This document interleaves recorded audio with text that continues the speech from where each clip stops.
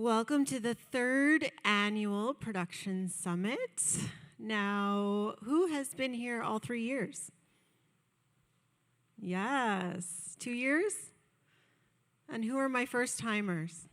Oh, a lot of new faces. Well, I'm Jess, Loren. If we haven't met throughout the next 2 days, please come up and introduce yourself. I'm the CEO of Global Objects. I also started a community called Tech Me Out, which is a series of events that we've been running now for 3 years. We started with Production Summit. Little story, in 2018, a Microsoft executive came to me and said, Jess, you seem to know a lot of people in the industry. We'd love to host a dinner. Well, that dinner grew, and it became a networking event. And then we finally got all the plans together from 2018, and we settled on a date of March of 2020. So we all know what happened with that event. But fast forward to 2022, we finally had our very first production summit, and we welcomed many of the faces that you see here today. So third annual, and we can't thank enough to Microsoft for hosting all 3 years, NVIDIA for hosting 2, as well as AMD for hosting 2 of those years. So special thanks to specific names of Simon and Andy, Moshe from the Microsoft side, John Wisner, as well as on the NVIDIA side to Rick Champagne, Mary Howell, Giselle, and from AMD we have John Canning. So thank you again to all of our sponsors. Today we are going to be, and tomorrow as well, going to be focused a lot on AI. And what we have seen in production is, our first silent film was in 1888. It was by a gentleman named Louis Le Prince, and it was called The Round Hay Garden State. So we started with silent films. Then we got into talkies. The first talkie was The Jazz Singer in 1927. Fast forward to color, and now we have AI as a tool in production. So you're going to learn a lot about AI and how we can use it as a tool over the next 2 days.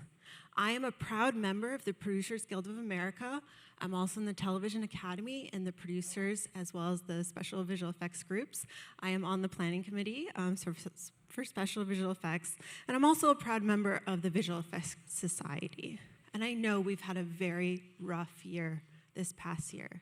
And I'm hoping that over the next 2 days, you will be inspired to take all the tools that you learn here to go into 2025.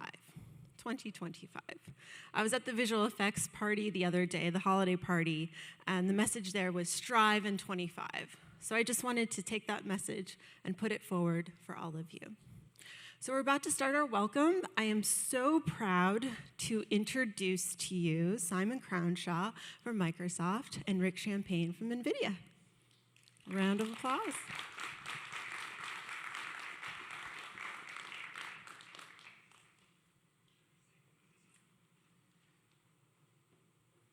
Hello, guys. Welcome to the stage.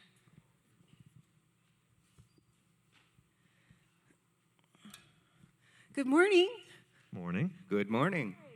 Simon, we'll start with you. So what's different this year than last year? Well, we're in a bigger space, right? There's more of you, so thank you. This event keeps growing. Yeah, I think, as Jess said, I wasn't actually part of the very first one. You were not the Microsoft executive. That's there right. was another one. And so then I took it over, and then obviously last year's was in the summer. This is in December, so that's also a little different. I think we've grown, right? I think word has spread. There's been lots more interest in terms of what's going on in the production space. I think we've never seen as much change over the past, I'll say, 18 months. But I think it's also, there's a lot of change, but how do you use that change? And so there's a lot of people who like to do certain things the way they like to do it. And I think part of that is just having a conversation with the group and understanding how those things are going to work in the real world. They sound great in theory, and so I think a lot of stuff has changed, and also a lot of the people have changed too, but also a lot of the faces have stayed the same. That's such a key conversation. Production Summit's all about conversation and questions, so I really would love all of you to ask questions throughout these next 2 days, and we even have prizes to give away for great questions. So, but Rick, I'll turn it over to you. What's different this year for you? Yeah, well, this year, everything is different. Every year, everything is different. The landscape's changing so fast. The number of companies and startups that are coming into the space of AI and specifically media and entertainment is just astounding. The amount of investment going into AI is also off the charts. Billions and billions of dollars are going into funding startups, but also just the capabilities, going from text prompts to, just creating images to now video, 3D, doing HDRIs, and, we're going to see lots of cool demos here throughout the couple of days, but also the controllability of that and really giving agency back to the artists over the creative process. So I think there's a lot of that, and we're going to see it all this week.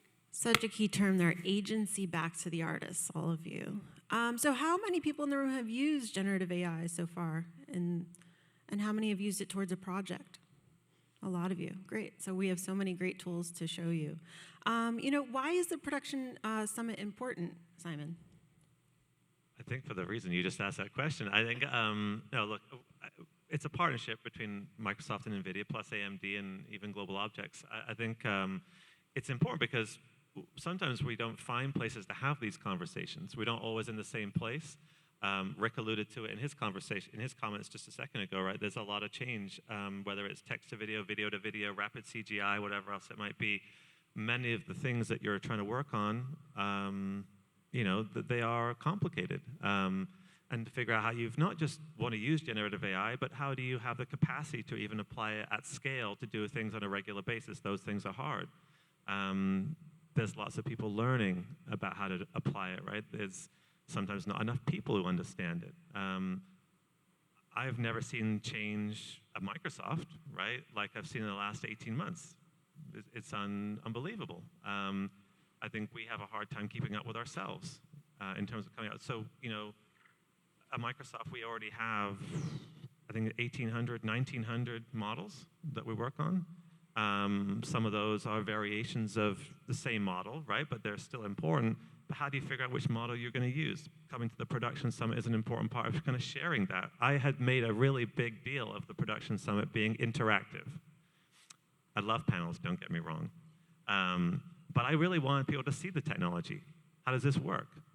I think everyone's got a point of view, but I want it to be informed by what's real on the screen. What are you actually looking at? How does it work?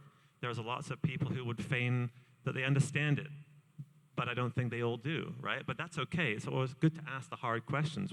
How did that come together? How did that look? I see that inside Microsoft. I see that inside other customers that we work with because Microsoft does a heck of a lot more in this space than we probably give ourselves credit for. And I think this is a kind of a venue and an arena where we can kind of have that conversation in a very intimate way. And I want to learn as much from the people who are here as much as what's on stage. Because I think that everyone's got an interesting perspective and an opinion about where we are. So that's why it's important to me, why we keep supporting it, and I'm looking forward to it to continue to grow. So I think we just realized that Simon is not scary. So approach him if you want to talk to him about your projects. And Rick, for you, what's exciting about the next 2 days for Production Summit? Yeah, and well, Production Summit, one of the things that's really unique about it is we get to see it in action. And you don't get that at the other conferences in the same way. And so we're on a real working set. You're going to see live demos. You're going to see volumetric capture happening. You're going to see it all here. You'll see AI happening as well. So I love that about Production Summit. It's one of those unique things. But over the next couple of days, it's really about those demos, but also thinking about AI in a way that's additive to what you're doing today. It's thinking about it in a way that's giving you a capability you didn't have before.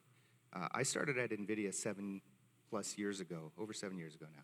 And at the time, we were somewhere in the neighborhood of 11,000 people. And we were talking about machine learning and deep learning. Jensen was already, our CEO, was already very invested in this whole AI thing at the time. In fact, our first DGX system, supercomputer that we ever delivered was to OpenAI. And in any case, so in that 7 years, we've grown to close to 34,000 people now. And we've been using AI, and we've been doing things that are additive to our business with it and helping people do more with what they have. And so it's been an amazing journey to see AI give you capabilities you didn't have before. And so I think, if you look at some of the other adjacent industries to film and television, we're seeing all this come to life in sports, where they're using AI to do things like player tracking, engaging fans in new ways, giving them new platforms that show the plays, show the statistics, give you visualizations of all of that, bringing in ad tech into the space. Like, you really see it coming to life in sports. They're very open about it. And in this industry, we've been fairly quiet about AI. And so really, over the next 2 days, that's what I'm most excited about, is seeing this all come to life and seeing people think about AI in a new way, where it's additive and giving you new capabilities. Amazing, yeah. You have been quiet, and we are aware of your sensitivities in this room, and we are going to talk through those, over the next 2 days. So again, please bring all of your questions. Do we have any questions now? You have two heavyweights on the stage here. All right, I'm going to warm you guys up. Oh, we do have a question. Go for it.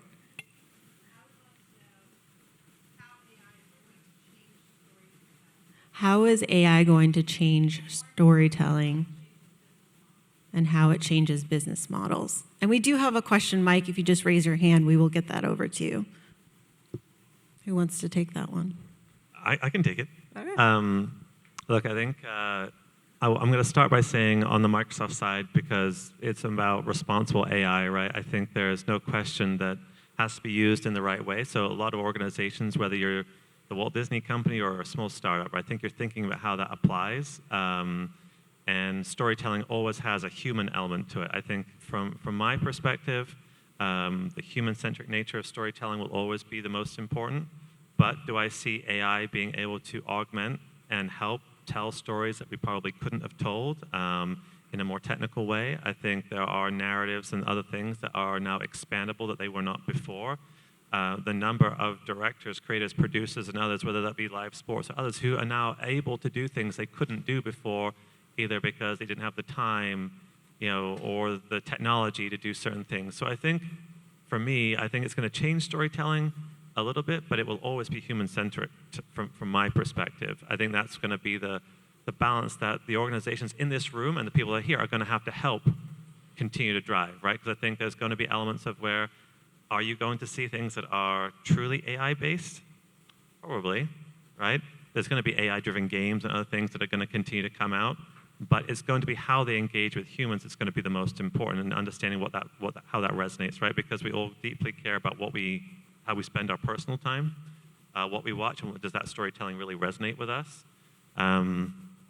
It's a fascinating conversation, honestly. I think probably one of the biggest ones that I would say studios and broadcasters are grappling with today, right? Which is how to keep telling those stories in a way that resonates with us as a human race, but also using technology in the right way. I almost think about it in terms of, how do you continue the story after it's done? So oftentimes when we do long-form or short-form content, the story will kind of end. But the reality is most of those people would like that story to continue, or you want to engage with that story long after the show is finished. And so that AI has another way to kind of do that to some degree, right? In a way that you would like to engage personally with the characters or the world that you kind of ventured into. I don't know if you want to add on that, Rick. But. Yeah, exactly. I love the idea of, take the movie home with you, and, there's more that you can interact with and immerse with, engage in those characters and the stories, the worlds in new ways. But, if you look also at the games industry and some of the things that they're doing, NPCs have been in games for a long time. There are AIs that weren't really AIs, but now we're getting to the point where these NPCs can have intelligence, and you can interact with them, and you can talk to them. And yes, they know all about the lore. They can give you clues about where to go next. But you can also take a companion with you out on a mission, or an adventure, and have conversations with them and talk to them like a partner, a collaborator, and you can go out and do cool things with them. And so we're seeing the rise of these avatars and these, intelligent agents that you can talk to. So, the film and television industry has a rich volume of characters and IP that you can actually have conversations with. And so I think we're going to start seeing a lot more of that, is the story branches out into other parts of the customer interaction process that goes beyond just the film. Are there specific trends that you're seeing right now, Rick, this year and going into next? Yeah, that's certainly one of them. And then we're seeing video generation. We're seeing the ability to do things. I was mentioning earlier about the, giving agency back to the artists. It's, generating video is one thing, but also directing it and pushing a camera into the image and looking around and guiding the camera rather than just taking some things that were pulled out of a prompt. So it's that sort of thing. But also, in video, we have these NIMs and blueprints. NIMs are these microservices. You're going to hear a little bit more about that. But these are basically containerized AIs, and then you can put them together and create a blueprint and have something that's more like agentic AI. And these are multimodal systems that go beyond just doing a single task. They are able to actually perceive, they can plan, they can act, and they can learn and get better and better. And so agentic AI is the next big wave that you're going to be hearing about. And so, and we'll talk more about it. And Simon, what are you seeing on the Microsoft side? Well, I would agree with Rick on the agentic AI piece, right? I think it's almost like media in a box to some degree, right? These different services that are going to do certain processes or workflows in an automated way. I think that's definitely already here to some degree. I think that's certainly true. I'm going to maybe go, because I think the question was also about business models. I was thinking about it, right? Which is, there is no question that the business models of the large studios and others who are creating content is going to change, right? It's probably reducing the friction to IP. I need to get access to it much faster than I've ever done before. I probably need to have multiple parallel business models going on at the same time to figure out which one's going to be the one that works for me and is going to be the one that kind of supports where I want to go. It could be AI-based games. It could be AI-based augmented content creation. It could be physical and digital experiences. It could be using XR, VR, whatever else it might be. There's just going to be a whole host of different things that are going to appear. It's going to be figuring out which bet makes the most sense. I think for folks in this room who might be involved in the workflow of production, for me, right, it's hard to change those workflows, right? But you're going to figure out how to augment new technology into those workflows as you possibly can, but knowing you've got to keep the lights on, right, to actually earn some money, right? And so it's at a point where you're like, I need to figure out how to use the cost savings or time, right? But I also need to maximize the revenue in terms of what I'm getting, right? And if I look at any streaming platform today, I would argue that they're still missing out on some fundamental pieces of a business model. You can't buy, merchandise on most of those platforms, right? I should be able to stay in the same place to watch, to game, to buy, to engage in ways that I've never done, right? Because ultimately, what do we care about? It's minutes on a platform. If I'm thinking like short form content, right? It's like, how much time am I spending there? And what's my lifetime value of a customer on those platforms, right? It's interesting. So for me, I think it's just going to be one of those ongoing efforts. And I think from a Microsoft perspective, it's how do we apply the platform? Because to some degree, the models will become commodities, right? But it's going to be the platform that you surround those elements with that's going to be the most valuable. Amazing. How many people have built their own models so far? Yeah, a couple. I've built one on my Tone, and it's amazing. And I have to give her a name, but my alter ego. But thank you, Simon and Rick. We're going to get started into our keynote. We have key executives from Marvel and Disney. We're going to take a short break. But again, I welcome you to make sure you meet Rick and Simon and ask questions. Now is your chance. Oh, and someone traveled here from Japan. I just have to call that person out. Thank you so much for coming. But we'll take a short break. Again, bathrooms are out in the truck, and stage crew is through that way. Thank you so much. Thanks, Jess. Thank you, Jess.